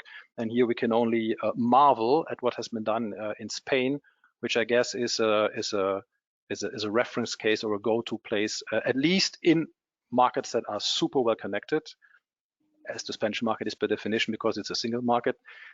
So here we would need to look very closely at how competitive are adjacent markets. Christopher referred to the Northwest European area as a single market, but still with different regulatory frameworks in some parts. So could we envisage a Spain-like market area in Northwest Europe? That would be an interesting question for a follow-up seminar, for instance. But none of that, you know, none of that will make a single cargo come to Europe if the price signal is not there, right? So that is the underlying most important vector, and I think we all agree on that. Right. So I said that of course there are ways where the industry of LNG operators can and need to improve, which every industry needs to do, obviously. Here I think where we can help most, especially to help, I would say, or to ease the ongoing trend towards more market players, also to shorter term exposures and smaller positions being taken, are the two keywords: transparency and comparability. Here it's fair to say that, and also I think that Katja in her paper gave very good examples to that, is that, I mean, we are not where we should be. There is actually not a real good reason why we have different tariff structures, different units, different ways of explaining what the product actually is, if it isn't for historical reasons. I mean, that's the only thing. Having said that, in the UK, we still drive on the other side of the road. So it's not because, you know, at some point in time sorry, Doug. So at some point in time you went that way instead of that way, and then it's very complicated to change that afterwards. So it's not an easy task, but okay, it's one that the industry is looking at. How can we improve that? And I mean, there have been ways forward, which have also been recognized in different studies, that transparency when it comes to physical indicators, storage levels, etc., are well rendered, are well represented. I think we can build on that as an industry to improve transparency and comparability. Having said that, and I'm glad that it wasn't proposed by any of the speakers, but it is in the paper, so still I'd like to underline that commoditization of a service that is called LNG terminaling, so making it fully identical, comparable, and a single structure and a single price, is not something that is well suited to that industry. The physical realities of LNG terminals in different seas with different tides, with different harbor constraints, with very, very different technical designs, etc. If you want to harmonize that in the sense of standardizing it, you would go for a slaughter of physical capacity. You would reduce physical capacity by a massive amount, because the smallest possible common denominator would be the only way to do this, and that is certainly not a way to go down. No, sorry to interrupt, but we would need some time for the rest of the panelists. Okay. So maybe just 3 bullet points with what is on our agenda. Small scale. The market is growing very rapidly, and that is a market that needs to have security of supply.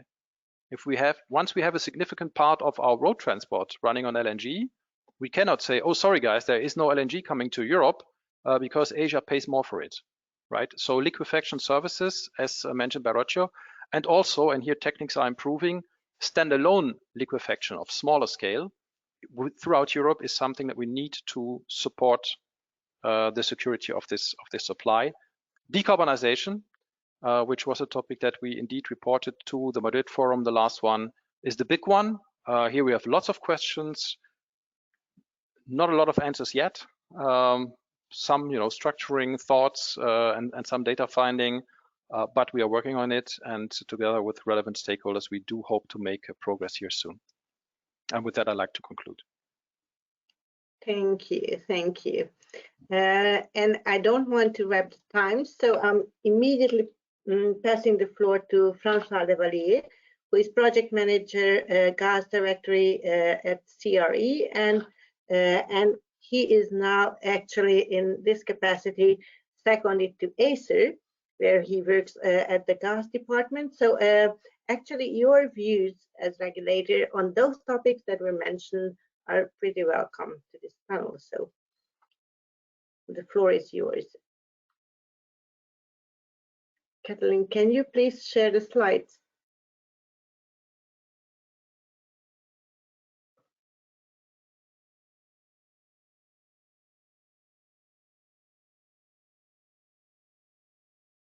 Okay. Can you hear me? Yes, now I can hear you. Go on. Perfect. Please. I was muted by the organizer. I was not able to unmute myself. Thanks a lot. So that's an advantage of speaking late in a meeting. I will echo I will agree with many positions that have already been expressed by other speakers. So can we move to the next slides, please? Yes. So as several speakers said, Rocio, for instance, but Doug as well, one key point is that well-functioning markets are key to attract LNG, and the implementation, the elaboration of the regulations associated with the third package and their implementations undoubtedly contributed to the attractivity of the European market. So what we saw in the last years, the increased LNG flows, that's something that have been made possible only partly obviously, by the improvement that have been brought by the third package. And of course, the main factor was the market, the global market conditions. I do not question that. Nonetheless, should we have the same approach, the same harmonization process for LNG system operators as we did for transmission with the third package? This is actually a more complex question. As Arnaud was explaining, we need a broader perspective here, because the third package was, I totally agree with what was said, was the third package aimed at organizing our internal market, and here the LNG facilities are actually the connection between the EU internal markets and the upstream global market. So we have to take into account what is happening upstream and that's a problem for us. Upstream is beyond the reach of the EU regulation, so that's something that needs to be studied carefully. So among the objectives that we should have in mind, I think that we should absolutely maintain and, if possible, improve the European market attractiveness and accessibility, especially in comparison with the other consuming regions. And obviously, I have Asia in mind. We should favor the competition between several upstream sources, and obviously, in many parts of Europe, it's useful to have a competition between LNG and gas coming through pipes to increase the position in negotiation of the European consumers. It's as, for instance, Laurent Hamou was mentioning, but Arnaud was mentioning that as well. It's absolutely necessary to encourage innovation in the perspectives of the energy transition. So small-scale LNG, decarbonization, we have to have those problems in mind, and for sure, LNG can contribute to those issues. And we have to bear in mind as well that there are risks of sunk costs and that we have to mitigate them. And last but not least, competition between LNG providers and between LNG terminals is something that we should favor, but we should not favor it at a point that would be detrimental to the previous objectives. We can move to the following slide.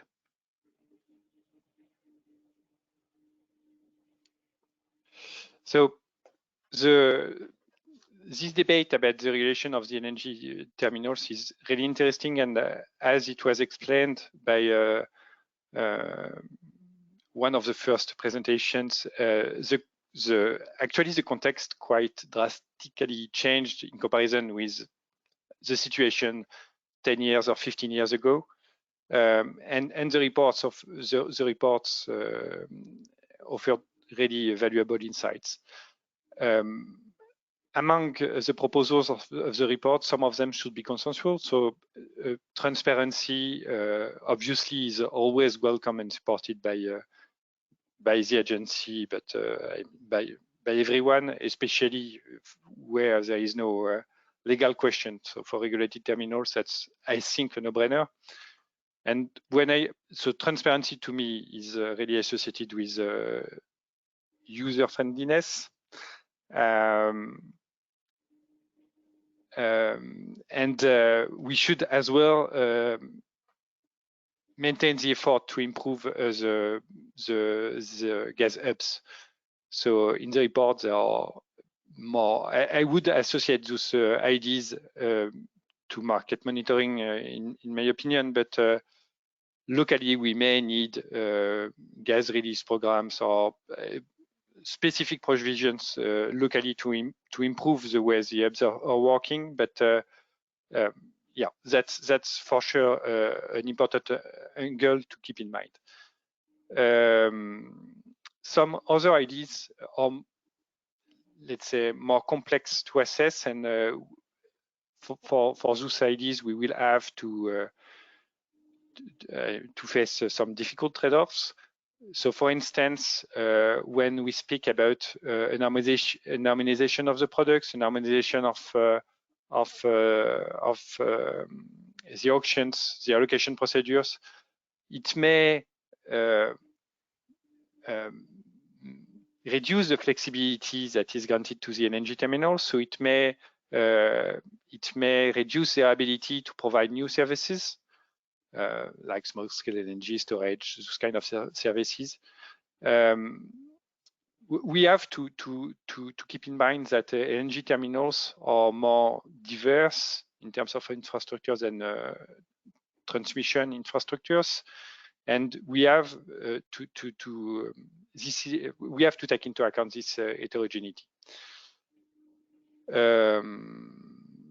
that's the first point. So the idea is about a short-term quota for, as it was said by Arno in the previous presentation, could indeed improve the competition. The limitation of long-term bookings could as well improve in time, could improve potentially the competition.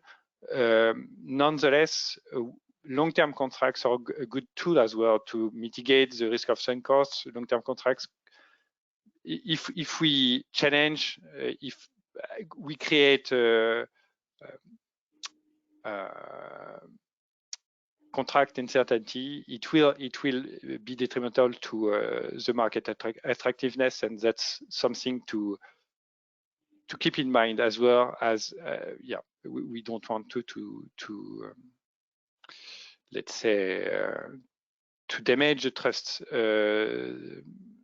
that upstream players have in the European markets.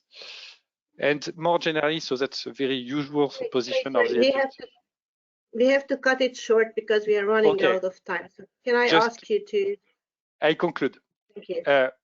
That's a very usual position.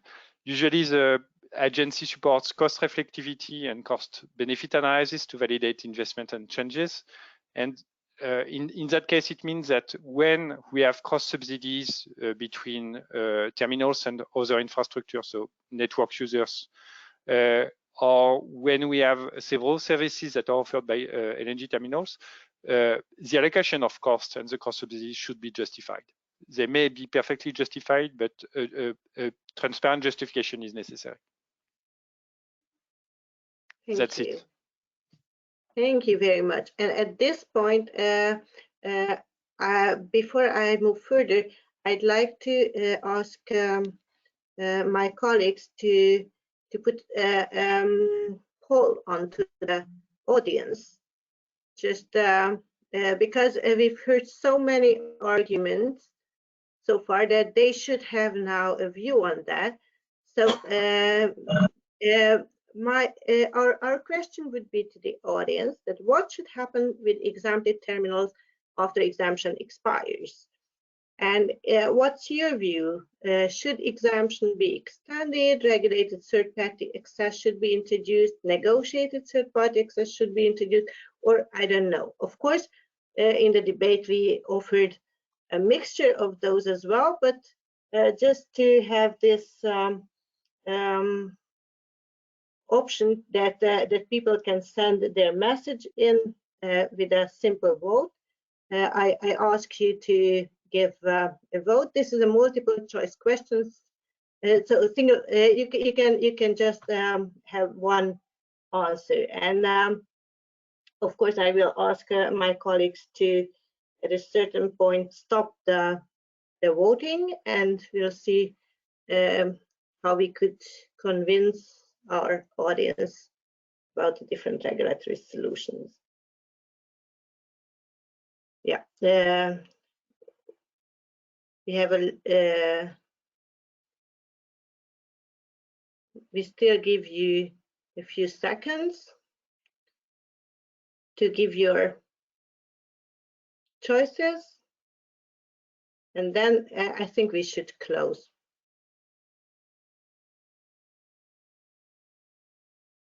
Can you show? Yeah, actually, in the audience, there's still a tendency to go for regulated third-party access. So negotiated arguments, though convincing, could get only 33% here, but of course, this is not a representative poll, but still interesting to see. And I would like to ask Peter now to take this off the screen, and we move to our next speaker, who is Laszlo Fritsch, and he is here in his capacity of the CEO of a Hungarian gas trader company, the largest one, and actually in his he has very good oversight also on storage, since he has been on the board of GSE for for years, and he has been debating a lot about how regulation should apply to storages. So I would like to ask you, Laszlo, to a little bit talk about or address our region's great success that now there's a quick terminal operating, and also on the other hand, if you could reflect to those comments that were raised on similarities or differences between storage and LNG, or how far we can draw lessons on that. The floor is yours. Thank you. Hello, everybody, and thanks for the opportunity to speak. And basically, being the last one, most of my thoughts have been said already, minimum once or twice. But it's pretty much interesting that being basically one of the newest kids on the block from customer side, but having a lot of experience on the infrastructure side, how things can be seen. So basically, I think I marked here that in relation LNG to underground storage, what can make the difference is the market power, and I fully agree with it. This really can make the difference. Obviously, both can have a substantial part on delivering security of supply, but each of these two, let's say, parts of infrastructure or tools can have different values in different situations. And what we do see is that basically, just one example, what happened right in the last couple of weeks when the LNG turned to Asia, then what we saw in Europe, that the underground storages were extensively used. So I think that yes, in certain extent, storages and LNG terminals can be competitors, but in a lot of for a lot of times, actually these can be complement each other very well, actually.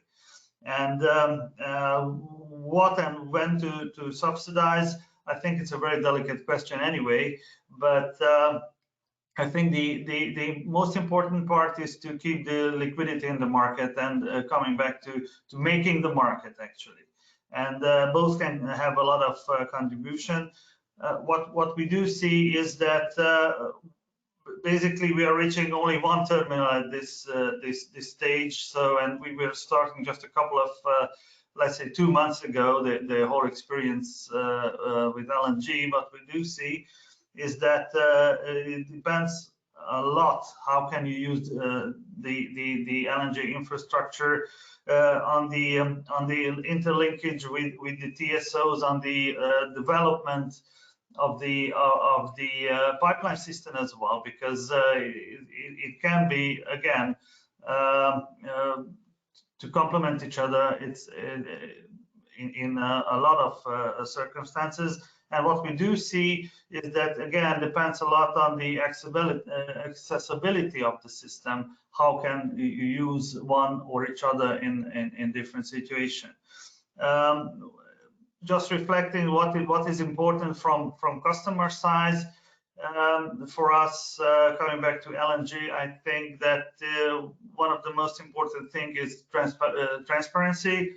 Again, I would like to emphasize transparency in capacity allocation, as well as transparency in rules of procedure, in rules of operation.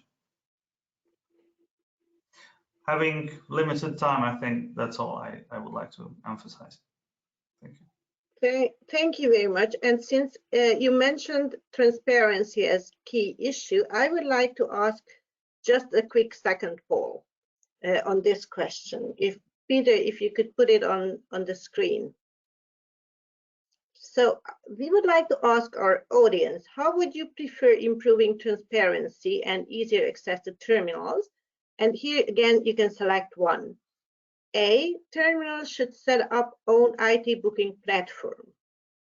B, bookings should be conducted on Prisma or RBP or any existing platform, and C, no need for additional regulatory push because anyway the terminal operators will voluntarily set up their improved transparency IT platforms. So I again leave a little bit time for you to think about which one you prefer in the audience, and you can put your votes there. If terminals individually should set up, if booking should be conducted on existing, or if we should wait for a voluntary setup, but more organized setup, that's safe through GLE. So yeah, we have now people still voting. We wait a little bit more. Okay, I think, Peter, now you could close the poll and see the answers. Well, we have priority for transparency via Prisma on the allocation of capacities, but there are also more than 30% on who think that terminals should set up their own IT booking platform and they should provide more transparency via those platforms. And there is a minority who says that no need for any additional push because it will solve out voluntarily. So thank you for that. Peter, if you could take it off the screen. I think with this small poll, we also included more or less our audience into this debate, and we don't have many questions, and those that were asked I already addressed, or we addressed them together. So I would like to ask now Lukas Lishinsky to summarize, wrap up, or formulate his takeaways, because unfortunately we ran out of time. So Lukas, how do you see? Thanks a lot, and not that difficult since everyone agrees on everything, and I should say I as well agree. I noted all the words and that we should take into account specificities, SOS, liquidity, attractiveness, accessibility, competition, transparency, small scale, decarbonization. So that sounds like an easy cake, and that's why where we come. So I can just say we are the European Commission and we are here to help. And just a few minutes before, I saw that on our website we have published roadmap for the public consultation for the access to gas networks. So the so-called hydrogen and gas decarbonization package. So the revision of the legislation for the Q4 2021 that has been announced. I can just say that LNG is part of the reflection. So one more time, very, very timely debate. And indeed, though, now a bit more seriously on agreeing on things. So yeah, I think the analogy that Arno said, that we should have a nice club that people want to come, and I agree that it has been already much achieved on the EU market, and it delivered, but I think we still need to ensure that everyone has equal access to this club and everyone knows how to get to this club, and not only those who have the number in this regard. So I think practically now what I would say, since I honestly agree with the majority of things, and I already shared that in the opening remarks. I think to be as practical as it could be, to sum up, I think we have, I would say, 4 options how to take this topic forward. One, we could, I mean, LNG in the broader sense from the purely market and decarbonization perspective. So to link both, which are interconnected. One, we can keep the status quo and do nothing. Basically, that's always an option. So business as usual. we could think about. So I'm trying to pick up what have been said. We could try to leave things for the market operators, and maybe try to incentivize a bit the direction, but very lightly.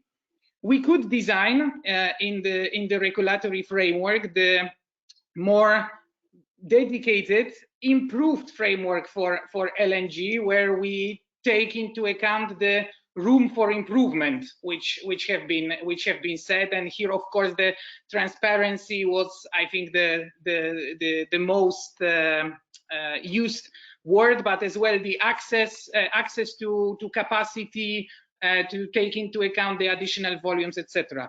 I think we could always add an option here to be to mirror the gas legislation, which have been flagged a bit in Katja's paper, and which Arno got not fully sharing that point for various reasons, and I see the specificities, but I'm just trying to design the options. And yeah, so I think those are the things which are on our table, and without prejudging, or of course we can add, sorry, Christoph, we can add as well the negotiated access to that. But then the question arises: do we add just an option to the negotiated access to business as usual scenario, or do we improve still the things and adding the negotiated option, negotiated access here? And I think as well, so those are the things. And having said that, we have the public consultation of the roadmap open, and now we, as you, I think, all are familiar with the process, we will start then later on the questionnaire for the public consultation and the impact assessment. So it will be a busy year, and I can just encourage you to bear with us. And yeah, you will see from the roadmap that LNG is a part of the reflection. And I think, but I think having at the background all these things that many things have been delivered, we have quite a nice club. As I really like this, since we are all missing going out, I think, Arno, anywhere else. So I like really that reflection on that. And we need to see what can be still done. And I think that I just, yeah, from the bottom of my mind, I try to summarize with the option from what was said. And of course, this is all with the chapeau of the carbonization and what we can do. And fair point from the question, how we can, you know, still incentivize, or at least not make it more difficult to absorb renewable and low carbon gases. The question of incentivization is, of course, the sensitive one. Here we have the question of imports, domestic production, and all the important things as GOs and certificates, which Doug mentioned. So it's not an easy one, because the things are piling up on that. But I would say, in the whole big debate around the carbonized gases, we should not forget about LNG issue, and we should reflect over the impact assessment period what can be done and to make things better. It's an obvious thing and not worse. But yeah, I think that's the quick conclusion. And really, but honestly, I noted quite a lot of things and really interesting discussion, and I would be happy to follow on further workshop, as mentioned by other colleagues, to be more precise and maybe go into the details on various ones. Thanks. Yes. Thank you very much. I also realized that actually we should have make a series of workshops discussing parts of this discussion, because we have so many aspects to discuss, and actually my plan was to go into debate right now, but we ran out of time. So we cannot continue this here, but maybe at other workshops at other time we can do. And by that, I would like to draw your attention to other events at REKK Foundation, but also on other events of other parties. And here I'd like to draw your attention to the biannual Budapest LNG Summit, which will be organized this year as well. And with that, what has been left to me is to say a lot of thanks. So thanks for the keynotes, and thanks for the panelists for their contribution and participation. I'd like to thank our audience for being with us. And special thanks to Trinomics, especially Luc van Nuffel and Enquidity, Gunnar Steck, who've been with us when we did the large study for the Commission. We also like to thank our media partner, Synergy, and we also like to thank ERA Secretariat for partnering with us and who promoted this workshop on their global network. And last but not least, I'd like to thank the REKK colleagues who helped organizing, especially Katalin Varga and Peter Kotek. So by that, I'd like to close now this workshop and see you at another time, another events. Bye-bye. Goodbye. Bye.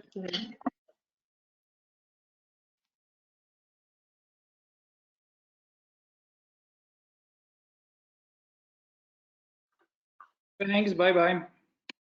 Thank you. Bye-bye. Bye.